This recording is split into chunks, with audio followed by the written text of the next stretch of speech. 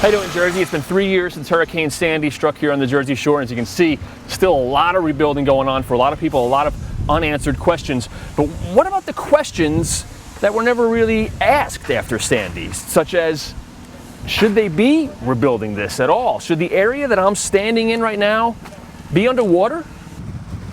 When the storm hit, this spot in Mantoloking was underwater. The storm cut 2 new inlets in the barrier island here, joining Barnegat Bay and the Atlantic Ocean. Now, in some places where storms cut new inlets, like Pea Island in North Carolina, where 2011's Hurricane Irene cut an inlet, they left it open. They built a bridge over it. When Sandy blasted new inlets on New York's Fire Island, there was and is a fierce ongoing debate over whether to fill them in or leave them open. They did leave one open, and many credit it with a huge improvement in the waters of Great Bay. The ocean's now able to flush out pollution that had turned it into a dead zone. Amid the chaos in the wake of Sandy here in Mantoloking, there were a few murmurs from some environmentalists that New Jersey should do the same. Leave an inlet open. See, Barnegat Bay has a terrible pollution problems. It's basically a dying waterway, and having more water flush in and out would help. Another inlet could also create a lot of economic opportunities: boating, fishing, tourism. Probably more economic activity than the 10 or so mansions that had been here. That debate went nowhere. State Department of Transportation moved with lightning speed to close this breach with this $40 million steel wall.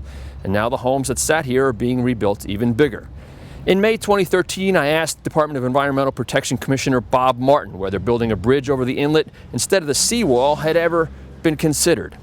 There was no consideration of doing that. We believe these are people's homes and neighborhoods and all the rest of that. We wanted Mantoloking put back together. Now, besides saving the neighborhood, which is frankly a little dubious to me, one good argument for closing the inlet is that no one's certain what effect a second inlet into the bay would actually have on tides.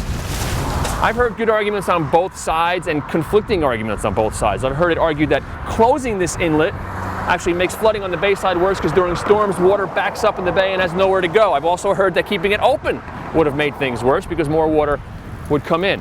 The DEP is conducting studies of the hydrology of the bay. Maybe try to answer some of these questions.